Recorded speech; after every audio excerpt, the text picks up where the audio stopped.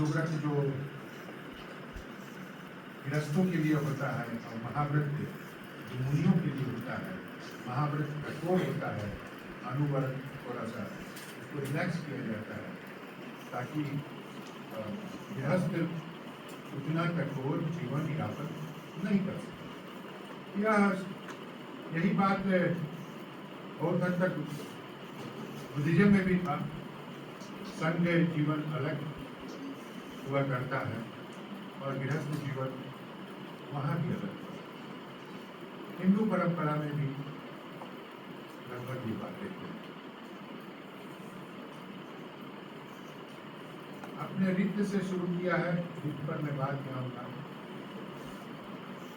मैं एक महत्वपूर्ण बात को आपके सामने रखना चाहूँगा कि मैं अपने व्याख्यान के लगभग अंत में ये कहा कि हिंदू परंपराओं की या वैदिक, हम जब हिंदू परंपरा कहें तो उसे वैदिक परंपरा भी कह सकते हैं। हिंदू परंपरा में जो कालांतर में दोष आए और जिन दोषों के कारण वह लोक जगत के लिए एक भार साबित हुई, उसकी लोकप्रियता घटी, खासकर कुछ वर्गों के लिए और कुछ उम्र के लोगों के लिए। तब उसके प्रतिक्रिया स्वरूप बहुत हद तक बाहर से हिंदू परंपरा से ही निकला हुआ जैन धर्म और बौद्ध धर्म उसके प्रतिक्रिया स्वरूप जो कल्चरली सांस्कृतिक रूप से एक ही होने के कारण एकदम से विरोधाभास में नहीं आता है, बल्कि अगर हम कहें कि वो हिंदू धर्म की मान्यताओं को ही फिर से करेक्ट करने का प्रयास करता है, फिर से उसमें ओरिजिनलिटी लाने का प्रयास करता है, तो कोई अतिशयोक्ति नहीं। परंतु निखिल जी एक चीज हम यहाँ जोड़ना चाहेंगे, आपने ये सही कहा कि हिंदू धर्म की ये महानता की है कि हिंदू धर्म की अपनी ही मान्यताओं का पहला करेक्शन हिंदू धर्म के अंदर से ही आया, from within the tradition, and that is उपनिषद। आप जानते होंगे जब हम अपने वैदिक ग्रंथ का जो पॉपुलर डिवीजन है, ऋग्वेद, सामवेद, यजुर्वेद, अथर्ववेद में करते हैं, लेकिन उसका विषय को लेकर के एक डिवीजन संहिता, ब्रह्मराज, आरण्यक और उपनिषद। संहिता हम जानते हैं कि ईश्वर के प्रति आहुति था,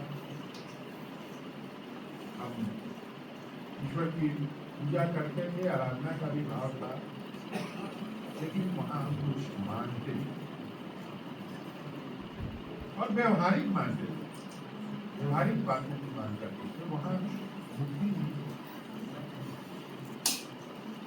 उस अवस्था में हम लौकिक समृद्धि की बात करते थे, पुत्रों की बात करते थे, रजस्वी की बात करते थे, चक्रवर्ती राजा बनने की बात करते थे, सब कुछ।